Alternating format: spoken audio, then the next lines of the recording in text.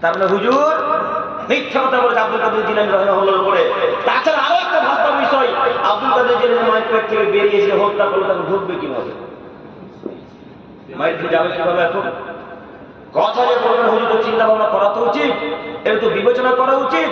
এই জন্য আমাদের নবী বললেন মান কালাবালা মুতাম্মিদান ফালিতাবাওয়া মাকাদাহু মিনান নার। পৃথিবীর মানুষ তোমরা মনে রাখো, আমার ব্যাপারে লক্ষ কোটি কথা বলো তাতে যায় আসে না, আমার ব্যাপারে হাজার হাজার কথা বলো তাতে যায় আসে না। তোমরা বানি ইসরাঈলের ঘটনাগুলো কোনো দোষ নেই, তোমরা উমর, উসমান, আবু বকর সিদ্দিক রাদিয়াল্লাহু তাআলার ঘটনাগুলো কোনো দোষ নেই, যা তাই বলো সত্যের ব্যাপারে। তবে সেই কথা যেন আমি মুহাম্মদ সাল্লাল্লাহু আলাইহি ওয়াসাল্লাম হতে হবে। যদি সেই কথা আমার না হয় তাহলে তোমাদের থাকার জায়গা জাহান্নাম। ও এই কথা যদি রাসূলের সাথে না মেলে তাহলে আপনার কি হবে? এখন জাহান্নাম। ও আপনি যে বললেন মক্কা হজ করতে না গেলে ফুরফুরা আসবে, এখন তাহলে আপনার অবস্থা কি হবে? যে জাহান্নামে। হুজুরের কথা এমনিতে মান্যতা দিবেন কেন? প্রমাণ ছাড়া মানবেন আপনারা আহলে হাদিস মনে থাকবে না ইনশাআল্লাহ। ইনশাআল্লাহ সম্মানিত বিষয় দেখাতে যাচ্ছিলাম জাহান্নামে যাওয়ার কারণ। বলছিলাম আজকের পর থেকে কোন নেতা গুণগান গাইবে না যতক্ষণ পর্যন্ত এই শ্বাস আছে। ইনশাআল্লাহ। আরো জোরে ইনশাআল্লাহ। তুমি এই এলাকার মানুষকে কবুল করে সকলে বলি আমিন। সম্মানিত বিষয় বলছিলাম জাহান্নামে যাওয়ার কারণ, এবার আপনাকে দেখাচ্ছি জাহান্নামে যাওয়ার আরো কিছু বড় বড় কারণ। তার একটি হচ্ছে বেদাত। বেদাত যদি আহলে হাদিস এলাকাতে চলে না, চলে চলে না, চলে না কে বলেছে? হ্যাঁ দেখছেন তো, বলে না, চলে না মানে আপনাদের এলাকাতে এখন বাড়ি যখন উদ্বোধন হয়, বাড়ি উদ্বোধন করতে হুজুর যায় না? এটা কি বেদাত নয়? তাহলে কেন বললেন চলে না? আল্লাহ নবী বলেন মান আয়েশা রাদিয়াল্লাহু তাআলা বলেন রাসূল সাল্লাল্লাহু আলাইহি ওয়াসাল্লাম বলেছেন মান আমিলা আমালা লাইসা আলাইহি আমরুনা ফাওয়ারাদ। পৃথিবীর মানুষ তোমরা মনে রাখো, যে আমল আমাদের কোনো আদেশ নেই, এমন আমল তোমরা করছো যে আমল আমাদের কোনো নির্দেশ নেই, সে আমল বাতিল, সে আমল পরিত্যাজ্য, সে আমল বাতিল, সে আমল পরিত্যাজ্য। ও হুজুর আপনি যে মিলাদ কিয়াম করলেন এটা কিসের ভিত্তিতে করলেন? ও আপনি যে বাড়ি উদ্বোধন করে এলেন কিসের ভিত্তিতে করলেন? ও হুজুর আপনাকে বলি, আপনি যে দোকান উদ্বোধন করলেন কিসের ভিত্তিতে করলেন? ওই তো সাজুর মোড়ে সেদিন দেখলাম দোকান উদ্বোধন করার জন্য কয়েকটা হাফেজ মাথায় বড় বড় টুপি দিয়ে দাঁড়িয়ে আছেন, কেউ আবার 2 রাকাত নামাজ পড়ছে, কেউ কোরআন তেলাওয়াত করছে, যার যেটা মনে আছে সেটা করছে, যে যা চায় সে তাই করে, যে যা পারে সে তাই করে। হুজুর একবার শরীয়ত চিন্তা ভাবনা করলেন না? কিসের জন্য বেদাত চালু করতে গেলেন? আল্লাহ নবী বলছেন যারা বেদাত করবে তাদেরকে আল্লাহ জাহান্নামে দেবে। কেন? একটা প্রমাণ দেখাচ্ছি, দেখেন এইখানে আমাদের নবী কিয়ামতের মাঠে দাঁড়িয়ে থাকবে। উদাহরণস্বরূপ সাপোজ মনে করেন আমাদের নবী পানি পান করাচ্ছেন, একের পর এক পৃথিবীর সমস্ত উম্মতকে পানি পান করাবেন। পানি পান করাতে করাতে করাতে করাতে করাতে এক পর্যায়ে একটা বেদাতি লোক আসবে, বেদাতি মহিলা আসবে, তখন পাশ থেকে ফেরেশতা বলবেন মুহাম্মদ সাল্লাল্লাহু আলাইহি ওয়াসাল্লাম বলেন সাল্লাল্লাহু আলাইহি ওয়াসাল্লাম মুহাম্মদ সাল্লাল্লাহু আলাইহি ওয়াসাল্লাম এই লোকটাকে কেন পানি দিচ্ছেন? এই লোকটাকে শুধু পানি পান করতে দিচ্ছেন কেন? কেন মুহাম্মদ সাল্লাল্লাহু আলাইহি ওয়াসাল্লাম আপনি জানেন না এই লোকটা আপনার মৃত্যুর পরে বেদাত করেছিল, এই লোকটা আমার মৃত্যুর পর নতুন নতুন ধর্ম চালু করেছিল, এই লোকটা আমার মৃত্যুর পর নতুন নতুন তথ্য ইসলামের মধ্যে প্রবেশ করেছিল। আল্লাহ নবী অতএব তাকে আপনি পানি পান করাইলেন না, তাকে দিয়েন না। এরপরে যখন তিনি বলে দিবেন তখন আমাদের নবী বলবেন, আরবিতে বলবেন সুহকান সুহকান সুহকান, দূর হয়ে যাও, দূর হয়ে যাও, দূর হয়ে যাও, চলে যাও। এ কথা সে মুহাম্মদ সাল্লাল্লাহু আলাইহি ওয়াসাল্লাম বেদাতিদেরকে বলবেন। ও নবী চাচা, এবার আপনাকে বলি, আপনি যদি এরকম কর্ম করে থাকেন আর আল্লাহ নবী সেদিন যদি আপনাকে এইভাবে তাড়িয়ে দেয়, আর কোন মায়ের বেটা আপনাকে জান্নাতে নিয়ে যাওয়ার অধিকার ক্ষমতা রাখে? কেউ পারবে? কেউ পারবে না। তো আজকের পর থেকে বাড়ি উদ্বোধন করবো না ইনশাআল্লাহ। আপনি যে বাড়ি উদ্বোধন করলেন, মেনে নিলাম যে করলেন আপনার হুজুর পদ্ধতিতে, তো মানলেন করলেন, কথা মানলাম। হুজুর যেমন কোরআন তেলাওয়াত করে বাড়ি এলো তেমন যে ডিজে বক্স বাজছিল, বাজে না? আপনার স্ত্রীর অভ্যাস দেখাবো, দেখবেন আপনার স্ত্রী যতক্ষণ পর্যন্ত সিরিয়াল না দেখবে ততক্ষণ পর্যন্ত ভাত খাবে না। তো আপনি কেন কোরআন তেলাওয়াত করলেন হুজুরকে দিয়ে? কেন কোরআন তেলাওয়াত করলেন? আপনি দিন ধর্ম কিছু বোঝেন? বুঝেন, যদি নাই বুঝেন তো ইমাম সাহেবকে জিজ্ঞাসা করলেন না কেন? সাহেবকে জিজ্ঞাসা করলেন না কেন? এটা করবে, এটা ঠিক হচ্ছে? কেন করলেন না? কয়েকটা টাকা দেওয়ার পর হুজুর ঠিক তেমনই, হুজুরে যদি 1000 টাকা দিত বেদাশ্রে যা করতে বলে তাই করবে, তাই না? দেখবেন তার বাস্তব প্রমাণ, দেখবেন প্রমাণ দেন আপনাকে। একটু রাখেন, একটা ছেলে খুব টপ স্টুডেন্ট, খুব ভালো শিক্ষিত উন্নত মানের ছাত্র, কলকাতা বিশ্ববিদ্যালয় থেকে পড়ে এসেছে। তো পড়ে আসার পরে তার আম্মা তাকে উপদেশমূলক কথা দিয়ে বলছে, আব্বু তোমার বাপে তোমার আজকে কয়েক বছর হয়ে গেল, তো যাও তুমি তোমার বাপের জন্য খবর নিয়ে করে এসো, যাও তোমার আব্বা তোমার অপেক্ষায় আছে, তোমার করে যাও বেটা, যাও যাও। তখন মাকে ছেলেটা বলছে, আম্মা আমি কেমন যাই, আমি তো কিছু জানি না, আব্বার জন্য কি করবো? তো মা তো শিক্ষিতা নারী, মা তখন বলছে, কেন বেটা ইমাম সাহেব নাই, যাও ইমাম সাহেবের কাছে যাও, ইমাম সাহেবকে নিয়ে যাও, খবর জোগাড় করে দেবে। এই ছেলেটা ধনী পরিবারের ছেলে, টাকা আছে, ইমাম সাহেবের কাছে এসে ইমাম সাহেবকে বলছে, ইমাম সাহেব জি একটু আমার আপনার খবর জিজ্ঞাসা করে দিতে হবে। তো ইমাম সাহেব কাজের মানুষ, কখনো দর্জির কাজ করে, কখনো ইত্যাদি দক্ষা বিচ্ছে, কখনো কিছু কিছু কাজ করে, আর না বিচুল তো হবে, আপনাদের টাকা দিচ্ছেন 6000 টাকা, মধু বেচে বিচু বিচারটাই ভালো, তো আপনারা তো 7000 টাকা দিচ্ছেন, 7000 টাকা দিয়ে সংসার চলবে? চলবে সাহেব? চলবে না। তো তাকে তো কিছু কাজ করতে হবে। তো তিনি ব্যস্ত মানুষ, ব্যস্ততা দেখাচ্ছেন। তো তখন এই ছেলেটা ধনী পরিবারের ছেলে পকেট থেকে 2000 টাকা বের করে দিয়ে হুজুরের হাতে ধরিয়ে দিয়েছে। হুজুরের হাতে ধরিয়ে দিয়ে বলছে, হুজুর এই 2000 টাকা ধরেন, আমার বাপের একটু কবরটা জেরত করে দেন। এবার হুজুর বলছে, আচ্ছা চলো, টাকা থেকে আমি শেষ করতে বলে শেষ করে দেবো, বিরাট করতে বলে বিরাট করে দেবো, চলো দেখি তোর বাপকে দেখে আজকে। তো হুজুর আর এই ছেলেটা গোরস্থানে চলে গেল। মনে করেন আপনাদের পাশে গোরস্থান, গোরস্থান চলে গেল। গোরস্থানে গিয়ে কিন্তু এই ছেলেটা হুজুর তার বাপের কবরটা চিনতে পারে না, ছেলেটার বাপের কবরটা হুজুর চিনতে পারে না। তো হুজুর জিজ্ঞাসা তোমার আপনার কবর করবো, চিনতে পারে না যে, তখন ছেলে আপনার কবরের উপর আম গাছ বেরিয়ে গেছে, জাম গাছ বেরিয়ে গেছে। সাধারণত এই কথাই ঠিক, 3-4 বছর যদি রাস্তায় চলাচল না করে গাছগুছালি বেরিয়ে যায়, বেরোয় না? তো গাছগুছালি বেরিয়ে গেছে।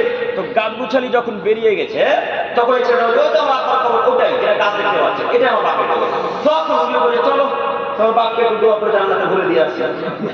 এবার দোয়া করতে এসেছে, দোয়া করতে গিয়ে দুজনে দুহাত তুলে দিয়েছেন, দুজনে দুহাত তুলে দিয়ে হুজুর বলতে শুরু করেছেন, রব্বির হামহুমা কামা রাব্বায়ানি সাগীরা, হে আমার প্রতিপালক তুমি বড় দয়াবান, তুমি আমার পিতামাতাকে ওইভাবে রেখো যেমন আমার পিতামাতা আমাকে ভালো অবস্থায় রেখেছিল। হে আমার প্রতিপালক, আমার পিতামাতা আমাকে যেমন ভাবে লালন পালন করেছিল, মাবুদ তুমি আমার পিতামাতাকে তেমন ভাবে রহমতের চাদর রেখো। তো যে ছেলেটা 2000 টাকা দিয়েছে, ছেলেটা বলছে, আল্লাহুম্মা আমিন, আল্লাহ তুমি হুজুর বাবাকে জান্নাতে ভরে দাও।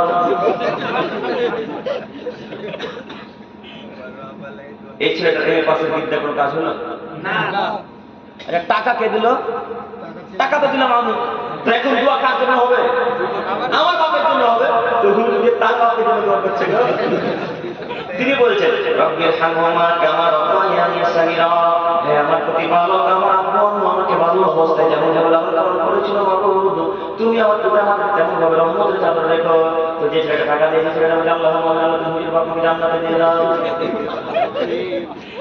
হুজুরও বোকা, ছেলেটাও বোকা, এর মাথাতেও গোবর, হুজুরের মাথাতেও গোবর, কেউ শিক্ষিত নয়।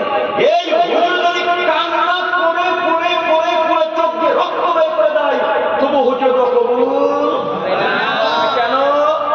হুজুর বেদাতি মানুষ, হুজুর বেদাত করেছে।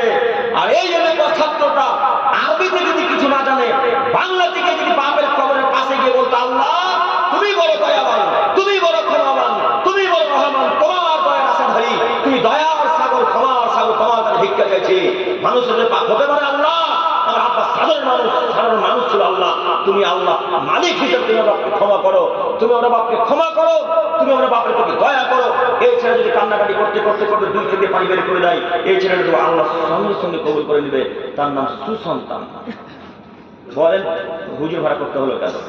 তো যেই বিদ্যা অর্জন করবেন যেন হুজুর ভাড়া না করতে হয়, তেমন বিদ্যা অর্জন করলেন হুজুর ভাড়া করতে হচ্ছে, তাহলে ওই বিদ্যার কোনো মূল্য থাকলো না। আপনার ছেলেকে রাশিয়া পাঠিয়েছেন পিএইচডি করাতে, রাশিয়া পাঠিয়েছেন ওই এমবিবিএস করাতে, তো আপনার ছেলেটাকে এমবিবিএস কেন করালেন? আপনার ছেলেটা তো হারামখোর, কেন এমবিবিএস করালেন? আব্দুল করিম সাহেব কিভাবে আমার এমবিবিএস ছেলেটা হারামখোর দেখবেন, দেখবেন আপনার ছেলেটা হারামখোর কিভাবে। এটা মনে করেন প্রেসক্রিপশন, কি এটা? প্রেসক্রিপশন। এটা আমার ওষুধ লাগবে। তো যে ছেলেটা আপনার ডাক্তার, ওই ছেলেটা ভালোভাবে জানে যে আব্দুল করিম বিন আমিনুল ইসলামকে এর চাইতে ভালো উন্নত মানের ওষুধ দিতে আব্দুল করিম তাড়াতাড়ি সুস্থ হবে। ওই ছেলেটা ভালোভাবে জানে, কিন্তু ওই ছেলেটা ওই কোম্পানির ওষুধ লিখবে না কেন? টাকা পায়নি তাই। ওই কোম্পানিরই ছেলেটা ওষুধ লিখবে যে কোম্পানি তাকে টাকা দিয়েছে। সেই ছেলেটা হারামখোর নয়? ও কি করতে রাশিয়া করতে গেল? কি করতে মালয়েশিয়া করতে গেল? কি করতে আমেরিকা থেকে পিএইচডি করে এলো? কি করতে আমেরিকা থেকে এমবিবিএস করে এলো? এ তো হারামখোর ছেলে। এর কাছ থেকে কিভাবে দোয়া আশা করেন? যখন বাড়ি রাশিয়া থেকে বাড়ি ফিরে এলো, 2-3 বছর পর বিবাহ করলো, টাকা যখন বেশি হয়ে গেল, তখন আপনাকে লাঠি মেরে দিয়ে কলকাতাতে বাড়ি করে। আমরা কি লাভ হলো? আপনি বিদ্যা অর্জন করাবেন না, এমনিতে বিদ্যা পেয়ে যাবেন। ছেলেকে সুশিক্ষায় শিক্ষিত করাতে হবে, ইসলামিক শিক্ষায়। তাহলে ছেলেটা এই কাজ করতো না। আর ইঞ্জিনিয়ার ছেলেটাও তাই, আপনার ইঞ্জিনিয়ার ছেলেটাও তাই। ইঞ্জিনিয়ারকে বলা হয়েছে 25 প্যাকেট সিমেন্ট দিতে হবে, এখন দিয়েছে 15 প্যাকেট সিমেন্ট। বাদ বাকি 10 প্যাকেট সিমেন্ট তার পকেটে। কথা মিলে না? এত উন্নত শিক্ষিত করিয়ে যদি হারামের কাজ করে জাহান্নামে যদি বিদ্যা কোনো মূল থাকলো, তাহলে এই ছেলেটার পরিবর্তন আসলো কিভাবে? হবে কিভাবে? এই ছেলেটা পরিবর্তন হবে তখনই যখন তার ভিতরে কোরআন হাদিসের জ্ঞান থাকবে, যখন তার ভিতরে রাসূল সাল্লাল্লাহু আলাইহি ওয়াসাল্লামের আদর্শ থাকবে, যখন তার ভিতরে আল্লাহর ভয় থাকবে, তখন হবে। তার আগে এই এমবিবিএস ছাত্রটা পরিবর্তন হবে না। কথাকে আপনারা বুঝতে পারছেন চাচা? চাচা আপনাকে বুঝতে পারছেন? ইনশাআল্লাহ ইনশাআল্লাহ। অতএব ছেলেকে এমবিবিএস করা আমাদের কোনো বাধা নেই, ছেলেকে পিএইচডি করার কোনো বাধা নেই, ছেলেকে আর অন্যতম তার থেকে বড় ডিগ্রি করার কোনো বাধা নেই। আমাদের বাধা এক জায়গাতেই, ছেলেকে আমি ইসলামিক শিক্ষায় শিক্ষিত করবো ইনশাআল্লাহ ইনশাআল্লাহ। আমরা যারা এই জওয়ান ছেলে, যারা এই 24-25-26 বছরের ছেলে, তাদেরকে অনুরোধ করে বলতে চাচ্ছি, আপনার বাচ্চা ছেলে যদি হয়ে থাকে, একে ছোট থেকে ইসলামিক শিক্ষায় শিক্ষিত করবেন, তারপরে পিএইচডি করাবেন। পারবো না? যদি কোরআনের জ্ঞান ভেতরে থাকে, যদি হাফেজ হয়ে যায়, তার শক্তি যে কত ঠিক হয়তো আমি বোঝাতে অক্ষম আপনাকে। এখানে যদি কোনো হাফেজ থাকে, তার হাফেজকে এখানে নিয়ে আসেন, ওকে একটা আয়াত, ওকে একটা হাদিস মুখস্থ করতে দেন, আর আমাকে দেন। আমার আগে ওই ছেলেটা আগে হাদিসটা মুখস্থ করে ফেলবে। কেন বলেন তো? হাফেজদের ব্রেন শক্তি বেশি তীক্ষ্ণ হয় আমাদের চাই। অতএব ছেলে মেয়েটাকে হাফেজা করেন, তারপরে উঁচু থেকে উঁচু কলেজ বিশ্ববিদ্যালয়ে ভর্তি করে পারবেন ইনশাআল্লাহ। আমি এখন আফসোস করি, জানেন, আমাদের তো গাইড দেওয়ার কেউ ছিল না। আমার আব্বা মুলবি নয়, আমার একটা চাচা মুলবি, তো তিনি যেখানে কোথায় থাকতেন পড়াতেন তখন আমরা জানতাম না। তো আমাদেরকে গাইড দেওয়ার কেউ ছিল না। যদি গাইড দেওয়ার থাকতো তাহলে আমরা হয়তো আগে হাফেজ হতাম। এটা আমার খুব আশা। কেন এখন বলেন তো? আমরা যখন হাদিস পড়ি তখন এবারও পড়তে পড়তে আয়াত আসে, তখন বুঝতে পারি এটা আয়াত না হাদিস। যদি কোরআনটা মুখস্থ থাকতো তাহলে ধরে নিতাম যেটা আয়াত, তাই না? বা মুখস্থ করতে হতো না, দেখতে পারো বক্তব্য মুখস্থ করার সময়, তাই না? এই জন্য আপনাকে অনুরোধ করে বলতে চাচ্ছি, ছেলে মেয়েকে যে বিদ্যা অর্জন করেন না কেন, আগে প্রথমত ইসলামিক শিক্ষা দেবো ইনশাআল্লাহ। প্রয়োজনে হাফেজ করবো, তারপরে বড় উঁচু থেকে উঁচু আমি স্থানে যান, মাথায় থাকবে ইনশাআল্লাহ ইনশাআল্লাহ। সময় তো বলবে আমি দেখাতে যাচ্ছিলাম জাহান্নামে যাওয়ার কারণ মুরব্বী সাহেব একটু আপনি আমার দিকে লক্ষ্য করেন। আজকের পর থেকে বেদাত করবো না, বেদাতকে প্রশ্রয় দিব না ইনশাআল্লাহ। যারা দোকান উদ্বোধন করে তাদের দোকান উদ্বোধনে দাওয়াতে যাবো না, বাড়ি উদ্বোধনে দাওয়াতে যাবো না ইনশাআল্লাহ ইনশাআল্লাহ ইনশাআল্লাহ। বিশেষ করে যারা দায়িত্ব তাদেরকে আমি অনুরোধ করে বলতে চাচ্ছি, আপনারা এই অবলাবদ্ধ হন, আজকে তওবা করেন যে আজকের পক্ষে কোনো মানুষ ওই দাওয়াত গ্রহণ করবে না যেটাতে বেদাতি প্রথা চলে। পারবো না ইনশাআল্লাহ বলতে? ইনশাআল্লাহ। সম্মানিত মুরব্বী সাহেব, আমি দেখাতে চাচ্ছিলাম বেদাতি প্রথা ত্যাগ করেন, নইলে পরকাল হারিয়ে যেতে হবে, কথা ঠিক। বেদাতি প্রথা ত্যাগ করতে হবে, নইলে পরকাল হারিয়ে যাবে, কথা ঠিক। অতএব আপনাদেরকে অনুরোধ করে বলতে চাচ্ছি, আমাদের নবী মুহাম্মদ সাল্লাল্লাহু আলাইহি ওয়াসাল্লাম যা করেছেন ঠিক তাই করেন। আমাদের আল্লাহ তাআলা যা আদেশ করেছে ঠিক তাই করেন। আদেশ যা না করেছেন সেটা মান্যতা দিবেন না, ছেড়ে ফেলে দিবেন। তার আরো একটি কথা, আজকে শুক্রবার পার হয়ে গেছে, এখনো শুক্রবার আছে? এখনো শুক্রবার না, মাগরিব পার হয়েছে মানে শুক্রবার চলে গেছে। তো শুক্রবারের দিন বেশি বেশি দরুদ পাঠ করতে হয়। কি করতে হয়? করেছিলেন? ছোট্ট একটা দরুদ মুখস্থ করেন, আল্লাহুম্মা সাল্লি ওয়া সাল্লিম আলা নাবিয়িনা মুহাম্মদ। মনে থাকবে না? যদি এটা মুখস্থ না থাকে, মনে না থাকে, সাল্লাল্লাহু আলাইহি ওয়াসাল্লাম মনে থাকবে, এই দরুদ পড়বেন। যদি এটা বলতে ভালো না লাগে তো দরুদ ইব্রাহিম বলবেন, মনে থাকবে না? যত দরুদ আছে সব বলেন, কিন্তু এই দরুদ বলবেন না, ইয়া নবী সালাম আলাইকা, ইয়া রাসূল সালাম আলাইকা, ইয়া হাবিব সালাম আলাইকা। মোহাম্মদের দরুদ নাই। এরা 3 নাম্বার জর্দা করে পান করে গুটকা করে বেদাতি হুজুরের এই দরুদ চলবে না। এই দরুদ যদি আদমের কোন মুসলমান বাচ্চা ছেলে মেয়ে করে তাহলে এরা জাহান্নামে যাবে। এই কথাই চূড়ান্ত, বেদাতি জান্নাতে যাবে না, বেদাতিরা জাহান্নামে যাবে। অতএব আমি এই বেদাতিদেরকে আবার চ্যালেঞ্জ করলাম, এমন কোন মায়ের বেটা বলতে পারে যে ইয়া নবী সাল্লাল্লাহু আলাইহি বলা যায় বা সুন্নাত, যদি কোন মায়ের বেটা প্রমাণ করে দেয় ইয়া নবী সাল্লাল্লাহু আলাইহি বলা যায়, তাহলে সেদিন থেকে আমিও 5 ওয়াক্ত সালাতে জোহরে জুমাতে আসরে বলবো ইয়া নবী সাল্লাল্লাহু আলাইহি, আর পরে পরে বলবো আসসালাতু ওয়াসসালামু আলাইকা ইয়া রাসূলুল্লাহ, আসসালাতু ওয়াসসালামু আলাইকা ইয়া হাবিবাল্লাহ, আসসালাতু ওয়াসসালামু আলাইকা ইয়া নূরা মিন নূরিল্লাহ। বুঝলেন? কোন মায়ের বেটা বেদাতি হোক না কেন, দেওবন্দি হোক হানাফি যেই হোক না কেন, কোন মায়ের বেটা যদি প্রমাণ করে দিতে পারে, কালকে না আজকেই ফজর থেকে নবী সাল্লাল্লাহু আলাইহি ওয়াসাল্লাম বলবেন আজকে। এমন কোন মায়ের বেটা বলে না কেন যে বেদাত নয়, এমন কোন মায়ের বেটা বলে না কেন যে সুন্নাত, শুধু বলে না চোখের সামনে যে হাদিস গ্রন্থে পুদরা দিতে পারি তার বক্তব্য রাখবো ইসলামের মধ্যে ইনশাআল্লাহ।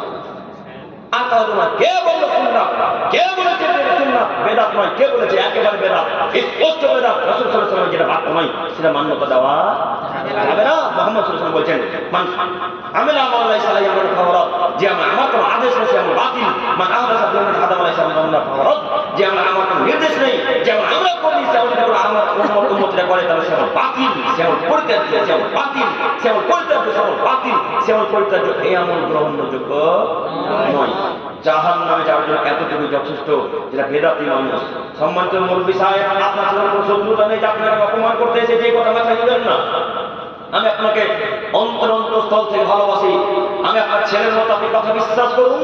বেদাতের ধারে কাছে যাবেন ইনশাআল্লাহ, ধারে কাছে ইনশাআল্লাহ, ইনশাআল্লাহ। এরপরেও যদি আমাদের কথা মিথ্যা মনে হয়, আপনি আরো অভিজ্ঞ গরমায় কারণে জিজ্ঞাসা করেন, যদি আমাদের কথা মুহাম্মদ সাল্লাল্লাহু আলাইহি ওয়াসাল্লামের সাথে আল্লাহর সাথে মিলে তাহলে আমার আব্দুল করিম রামসের কথা মানবে, আর যদি আমার কথা না মিলে তাহলে লাখ তুমি টেনে ফেলে দেবে ইনশাআল্লাহ। মাথায় থাকবে না ইনশাআল্লাহ। তবে জরুরি ভিত্তিতে আপনাকে অনুরোধ করে যাচ্ছি, আপনি বেদাতি কর্ম ত্যাগ করেন, পারবো ইনশাআল্লাহ আপনি থেকে ইনশাআল্লাহ। বেদাতের লিস্ট যদি আপনাকে বলতে শুরু করি আপনি মাথায় রাখতে পারবেন না। তারপর আর দু একটা বেদাতের লিস্টের কথা দিই আপনাকে, বলি জানাজার সলাতের ব্যাপারে দোয়া হয় না? আলহামদুলিল্লাহ। জানাজার সলাতের উপর হাত তুলে দোয়া করা বেদাত, জমা সভা সমিতির উপর হাত তুলে দোয়া করা বেদাত, বিবাহের মঞ্চে হাত তুলে দোয়া করা বেদাত, গোরস্থানে গিয়ে সকালে একত্রিত হাত তুলে দোয়া করা বেদাত, জানাজার স্থানে হাত তুলে দোয়া করা বেদাত। এখন আপনার হুজুর নিনজা টেকনিক বের করেছে গো। নিনজা টেকনিক মানে বুঝেন? আপনার হুজুরের কথা হচ্ছে যে এই আব্দুর রহমান তোমার আব্বা মারা গেছে, তো মাটি দেওয়ার মতো কেউ থাকে না গো, সবাই তো যে যার কাজে চলে যাচ্ছে, তাই না? সবাই তো যে যার কাজে চলে যাচ্ছে। একটা উপদেশ দিচ্ছি তোমাকে, উপদেশটা নাও, দেখবি লাভবান। উপদেশটা কি? উপদেশটা হচ্ছে এই যে তুমি জানাজার স্থানেই দোয়া করে নাও, তাহলে সব লোকের দোয়া পেয়ে যাবে। কাতারে কাতারে কাতারে দোয়া করে না, তাহলে সব লোকের দোয়া পেয়ে যাবে। হুজুরের বুদ্ধি যে কত কাজ করে, হুজুরের বেদাতি বুদ্ধি যে কত কাজ করে, বেদাতি বুদ্ধিতে যদি রাসূলের পদ্ধতিতে লাগানো কত যে উন্নতি হতো ইসলামে। ওদের কাছে যুক্তি আর যুক্তি, যুক্তি আর যুক্তি, যুক্তি আর যুক্তি। সব আমার বড় দাদা বলেছে, বড় বাপ বলেছে, বড় আব্বা বলেছে, বড় পীর সাহেব বলেছে, ছোট পীর সাহেব বলেছে, অমুক কিতাবে আছে, কিতাবে আছে, কোনো হাদিস বুখারী মুসলিম না, কিতাবে আছে। তো এই কথা হুজুর বলে দিয়েছে, ছেলেটা তো বলছে আচ্ছা খুব সুন্দর পরামর্শ। তখন ছেলে সবাই গেলাম করে দিল, শোনুন জানাজার পর এখানে দোয়া হবে, সবাই যখন চলে যাচ্ছে এখানে একটু দোয়া করে আমার বাপকে জান্নাতে দিয়ে যায়।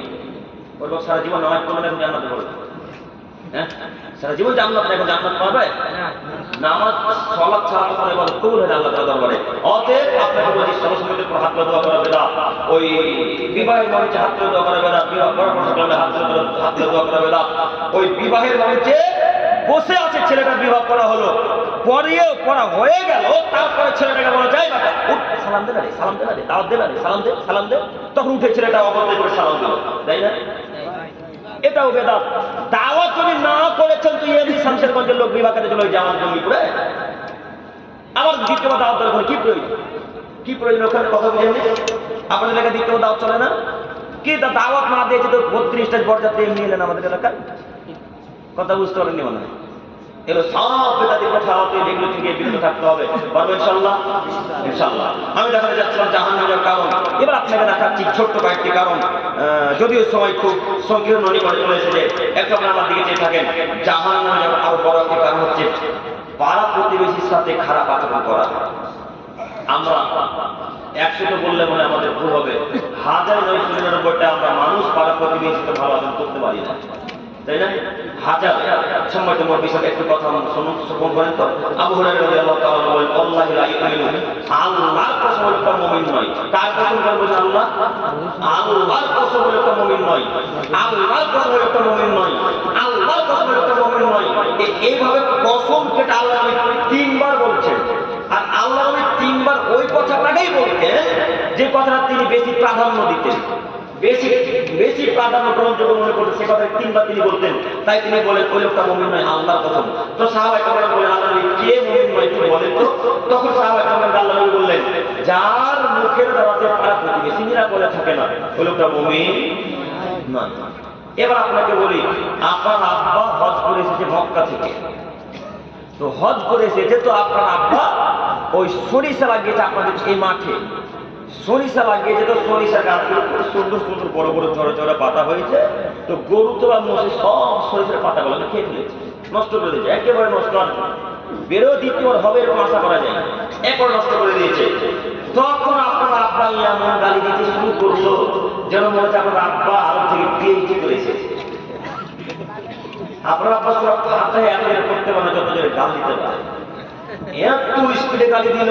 আচ্ছা, আপনার আব্বাকে এত স্পিডে গালি দেওয়া শুরু করলো, তো আপনার আব্বাকে গাল দিয়ে ওই সরিষাগুলো পেয়ে গেল, পেল।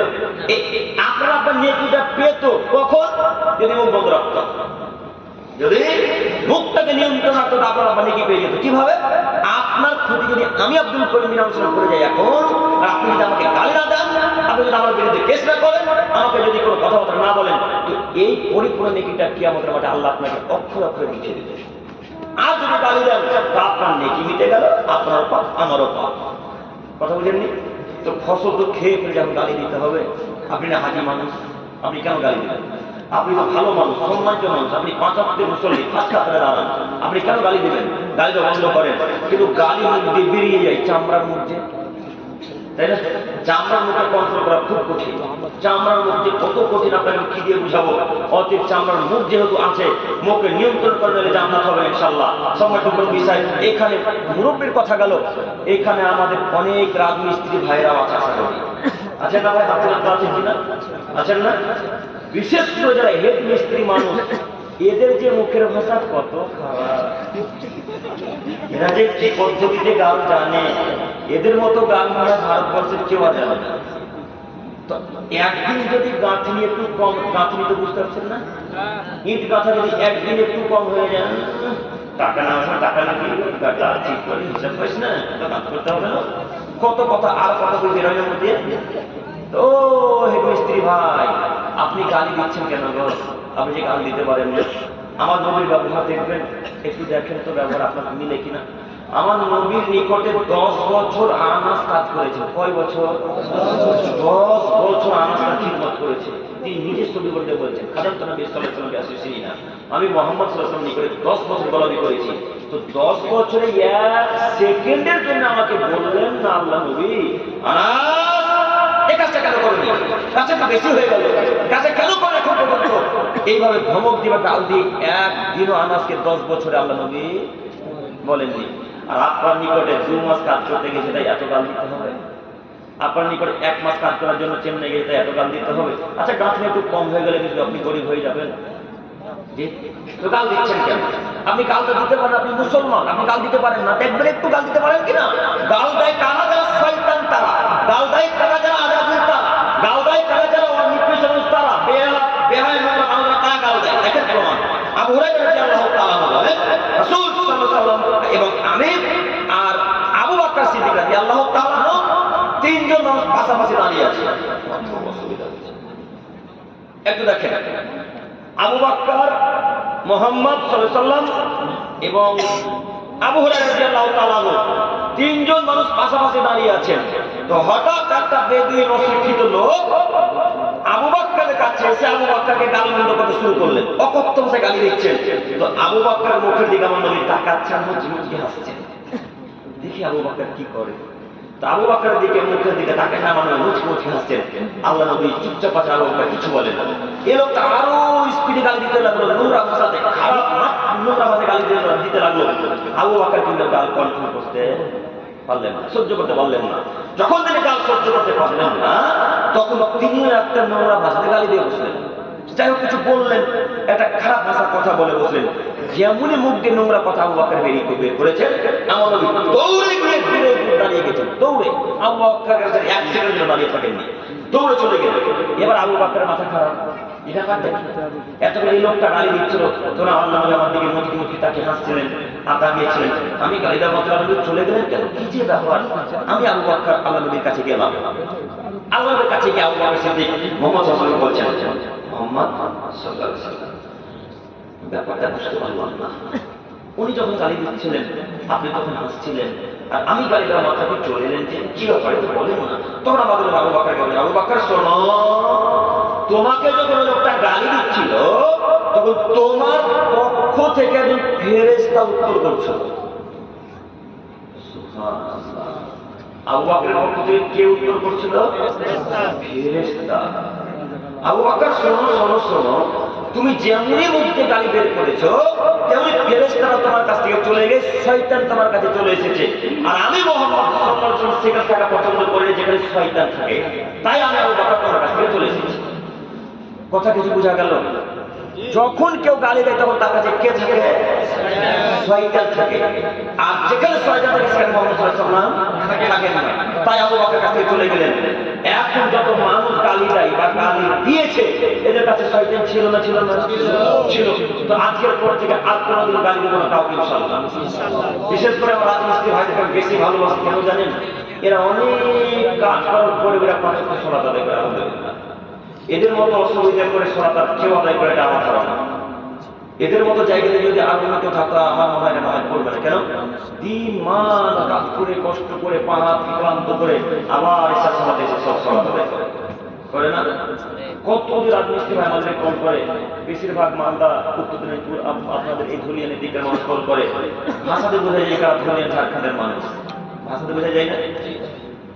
একবার লেবলা করবে, একবার লেবলা করবে, একবার লেবলা করবে, এবার কহেন বলবে, কহেন না বলেন আপনাদের এলাকার মানুষ এরকম করে। তখন বুঝতে পারি এরা ধুলিয়ানের মানুষ হবে বা ঝাড়খণ্ডের মানুষ হবে। তো এই ভাইরে ভাই কথা বলে, তো রাজমিস্ত্রি ভাই আপনাদেরকে অনেক ভালোবাসি, তার কারণ আপনাদের প্রতি এতটুকু আমার আহ্বান যে আজকের পর থেকে প্লাস্টার কম হোক, রং কম হয়ে যাক, গাঁথনি কম হয়ে যাক, কিন্তু মুখতে গালিয়ে পড়বে ইনশাল্লাহ, ইনশাল্লাহ, ইনশাল্লাহ। আর আপনারা প্রায় বুঝেন, প্রায় মুনিশ মুনিশ ওই যে পাট নিয়ে যাবার সময় বা ধান ঘাসগুলো ছিঁড়ার সময় প্যাক করে না মুনিশ করেন? আপনারা আপনার মুনিশ করে যে তিনটা এক বিঘা জমি নিরাবে, নিরাবে বুঝতে পারছেন? বুঝেন না? তো আপনার আব্বা তিনটা প্যাক করেছে যে এক বিঘা জমি নিয়ে নেবে। তো খুব রোদ পড়েছে, খরার সময়, চৈত্র মাসের খরা, খুব রোদ। তো লোকগুলা তো মানুষ না, ওরা ফেরেশতা যে কত দ্রুত যেতে পারে, মানুষ তো সে যেহেতু কাজ কম হয়েছে, তিনজনে ঠিকা নিয়েছিল, এটা আপনাদের নীতি যে এক বিঘা তিনজনে নিরাতে হবে। তো রোদের কারণে, তাপের কারণে তারা নিরাতে পারে, তখন আপনার বাপের গালি দেখিয়ে হ্যাঁ ঠিক নিবে, এখন আছে রুম করবে, এত কত কথা আমার বাপের ঘরের মধ্যে। তারপর আপনাকে একটু বলে না, এমন কথা বলবে না, ছেড়ে দেন, কার কারণ দেখা নেই, যিনি দিয়েছেন তিনি আবার টাকা বর্তন দেবেন, তাই না? অনেক কথা বললাম জাহান্নামের কারণ, তার কিন্তু ছোট ছোট পাপের কারণে মানুষ বেশি জাহান্নামে যায়। ছোট ছোট পাপের কারণে তার একটা কারণ হচ্ছে পাড়া প্রতিবেশীকে দুঃখ কষ্ট দেওয়া। একটা সাহাবী আল্লাহ রাসূলের কাছে এলেন, আবু বকর সিদ্দিক রাদিয়াল্লাহু আনহু, আবু হুরায়রা রাদিয়াল্লাহু আনহু বর্ণনা করছেন। আমার সময় শেষ নাকি স্যার? আমার পরীক্ষা 10 মিনিট, আচ্ছা 12 বিরক্ত হচ্ছেন না? ইনশাআল্লাহ, আপনাকে দেখাচ্ছি, দেখেন যে মুখের কারণে জাহান্নামে যাবে, একটু দেখেন, শেষ করবে একটু দেখেন। আবু হুরায়রা রাদিয়াল্লাহু তাআলা তিনি হাদিস বর্ণনা করতে বলছেন, একটা লোক আমার নবীর নিকটে আসলো। নবীর নিকটে আসা মাত্র একটা লোকের একটা মহিলার ব্যাপারে আল্লাহ নবী জিজ্ঞাসা করছেন, আল্লাহ নবী অমুক মহিলা, একটা অমুক গ্রামে একটা মহিলা বসবাস করে, এই পায়রাটা কেন ছাপিয়েছেন আপনারা? এই যে পায়রাটা প্যান্ডেলওয়ালা, তো আপনার দেখতে হবে। এর পরবর্তী থেকে এরকম ছাপ নেবেন না ইনশাল্লাহ, মনে থাকবে না? এরকম জিনিস থাকলে ফেরেশতা আসে না, মাথা থাকবে তো? বাড়িতে আছে এরকম জিনিস? যদি থাকে তো বাড়িতে আপনি ভেঙে ফেলবেন, পারবো না? এগুলো কমিটি ভাইদেরকে আমার অনুরোধ যে আপনারা একটু প্যানেল করার পরে দেখবেন যে মূর্তির ফটো আছে কিনা, ঠিক আছে? ইনশাআল্লাহ একটু দেখেন আমার দিকে। তো আবু হুরায়রা রাদিয়াল্লাহু তাআলা বলছেন, রাসূল সাল্লাল্লাহু আলাইহি ওয়াসাল্লাম জিজ্ঞাসা করেন আল্লাহ নবী, অমুক মহিলা অমুক গ্রামে একটা মহিলা বসবাস করে, তো মহিলাটা বেশি বেশি নামাজ পড়ে, বেশি বেশি নামাজ মানে 5 ওয়াক্তের সালাত আদায় করে তাহাজ্জুদ নফল সবকিছু আদায় করে। আল্লাহ নবী, অমুক গ্রামে একটা মহিলা আছে, সেই মহিলাটা বেশি বেশি সিয়াম রাখে, বেশি বেশি সিয়াম মানে 30টা রোজা রাখে, 30টাই রোজা রাখে, কিন্তু নফল সিয়ামও তিনি পালন করে। আল্লাহ নবী, অমুক গ্রামে একটা মহিলা আছে, তিনি বেশি বেশি দান করে, তার দানের সংখ্যা ওই গ্রামে সব থেকে বেশি। কিন্তু একটা কথা হচ্ছে আল্লাহ নবী, ওই মহিলাটার মুখের দ্বারাতে গ্রামের কোনো মানুষ এটা করে থাকে না, সবাই ঝগড়া ঝামেলা করে, অনেক কষ্ট পায় তার মুখের দ্বারা। তখন আল্লাহ নবী বলেন, শোনো, তোমার কথা যদি বাস্তবে সত্য হয়, হিয়া ফিন্নাস, ওই মহিলা জাহান্নামে যাবে, ওই মহিলা জাহান্নামে যাবে। আবার তিনি বলতে শুরু করেন, আল্লাহ নবী, আরেকটা মহিলা আছে, কম কম নামাজ পড়ে, কম কম নামাজ মানে শুধু 5 ওয়াক্তের সালাত আদায় করে, তাহাজ্জুদ নফল সুন্নাত কিছুই পড়ে না, শুধু 5 ওয়াক্তের ফরজ সালাত তিনি আদায় করে। আল্লাহ নবী, ওই মহিলাটা শুধু রমজান মাসে সিয়াম পালন করে, কম কম সিয়াম পালন করে, মানে রমজান মাসে শুধু সিয়াম পালন করে, নফল সিয়াম পালন করে না। আল্লাহ নবী, ওই মহিলাটা দানের সংখ্যা এত কম, দানের পরিমাণ এত কম, পনির আল্লাহর কাছে যেভাবে দান করে নাকি পাইল, ঠিক ওই রকম তিনি দান করে। তো আল্লাহ নবী, তার একটা ভালো আচরণ হচ্ছে, তার মুখের দ্বারাতে কেউ কোনোদিন কষ্ট পায় না, তার মুখের দ্বারাতে কেউ কোনোদিন দুঃখ পায় না। তখন আল্লাহ নবী বলে, শোনো, তোমার কথা যদি সত্য হয়, হিয়া ফিল জান্নাহ, ওই মহিলা জান্নাতি নারী। তো বেশি বেশি সালাত, বেশি বেশি সিয়াম, বেশি বেশি দান খায়রাত, বেশি বেশি তাহাজ্জুদ কোনো কাজে আসলো? কোনো কাজে আসলে যদি মুখ নিয়ন্ত্রণ না থাকে, পাড়া প্রতিবেশী যদি দুঃখ পায়, কষ্ট পায় আপনার আচরণের দ্বারাতে, তাহলে কোনো জান্নাত হবে না। পাড়া প্রতিবেশীর সাথে ভালো আচরণ করেন, পাড়া প্রতিবেশীকে দেখেন, আর আপনি পাড়া প্রতিবেশীকে তরকারি দিবেন, তরকারি মানে ওই সবজি পাড়া প্রতিবেশীকে আগে দিবেন। আপনার বাড়ির পাশে যে দরজাটা, সেই দরজাটা আগে দিতে যাবেন, গোস্ত, পটল, আলু, ঝিঙে যা রান্না করেন আগে পার্শ্ববর্তী বাড়িটাতে দিবেন, তারপর 3-4 বাড়ি এগিয়ে যাবেন। তা আপনি তো এমন মানুষ, ওই লোকটার সাথে ঝামেলা হয়েছে তার স্ত্রীর সাথে, এখন তো আপনি 3-4টা বাড়ি টপকে গিয়ে যার সাথে তার শত্রুতা, তাকে আপনি গোস্ত দিতে গেছেন, মানে তার বিষয় না, তার জন্য জলে। হ্যাঁ, এই তো আপনি মানুষ। তো আয়েশা রাদিয়াল্লাহু তাআলা আনহা আমার নবীকে বলেন, আল্লাহ নবী, আমার 2টা প্রতিবেশী আছে বাড়ির পাশে, তো আমি কাকে আগে তরকারি সবজি টবজি দিব, কাকে দেবো একটু বলেন তো? তখন আল্লাহ নবী বলেন, আকরাবি ওয়াইমিনকে বাবা, তোমার বাড়ি থেকে যার দরজার কাছে তাকে আগে সবজি দিবা। আল্লাহ নবী তার স্ত্রীকে আয়েশাকে বুঝাচ্ছেন, হাদিস সহিহ মুসলিম ইসলাতে, যে দরজাটা কাছে, যে বাড়িটা কাছে, তাকে আগে শাকসবজি দিতে আমাদের নবী আদেশ করেছেন আমাদের মা আয়েশা রাদিয়াল্লাহু তাআলা আনহাকে। তো আপনার স্ত্রী 4-5টা বাড়ি করতে গিয়ে ওই মহিলাটা বাড়িতে দিতে গেল যার সাথে এই বাড়ির শত্রুতা আছে। হ্যাঁ, এখন আপনি ভালো কর্ম করলেন না, এটা তো ভালো আচরণ নয়। পাড়া প্রতিবেশী ভালো আচরণ করেন, তাহলে জান্নাত হবে না। সময় তো মনে বিষয় আমি বলতে চাচ্ছিলাম, আল্লাহ নবী বলছেন, মান কান লিল্লাহি আখির ফালিকুন জাইফাউ, বলেছে মানুষ তোমাদের বলে রাখছেন, শুনে রাখো, আল্লাহকে বিশ্বাস করে, যারা পরকালকে বিশ্বাস রাখে, তারা যেন অতিথিকে সম্মান করে, পাড়া প্রতিবেশীকে ভালোবাসে। যদি পাড়া প্রতিবেশীকে ভালোবাসে, তাহলে আল্লাহ তাআলা এদেরকে জান্নাতে দিবেন না। আজকে অনেক কথাই বললাম বা শুনলেন, কতটি কথা মনে রাখতে পারবেন তাও আমি জানি না, তবে যে কয়েকটি কথা মূল্যবান এখানে আমি মনে করেছি আজকে, তার সবথেকে মূল্যবান কথা হচ্ছে বেদাত থেকে বিরত থাকবে ইনশাআল্লাহ। বেদাতে যে কত ক্ষমতা আপনাকে কি দিয়ে বুঝাই, বেদাতের যে কত ক্ষমতা আপনাকে কি দিয়ে বুঝাই। আজকে এই ভাইগুলোর মধ্যে কোন একটা ভাই যদি বেদাত করে, এই ভাইদের যতদিন তওবা না করবে বেদাতের জন্য, এই ভাই কোন ইবাদত বেদাত কবুল হতে দিবে না, বেদাত কবুলই হতে দিবে না, এত ক্ষমতা। অতএব যে কোন ইবাদত করার পর আগে জানবেন এটা রাসূলের ইবাদত, হুজুরে দেওয়া ইবাদত। মাথায় থাকবে ইনশাআল্লাহ, ইনশাআল্লাহ। শেষ পর্যায়ে একটি কথা, আপনাদের মুখের দিকে অনেকক্ষণ থেকে লক্ষ্য করছি বা দেখলাম, তো না বললে হয় না। চাচা, আজকের পর থেকে বিড়ি ছাড়তে পারবো না?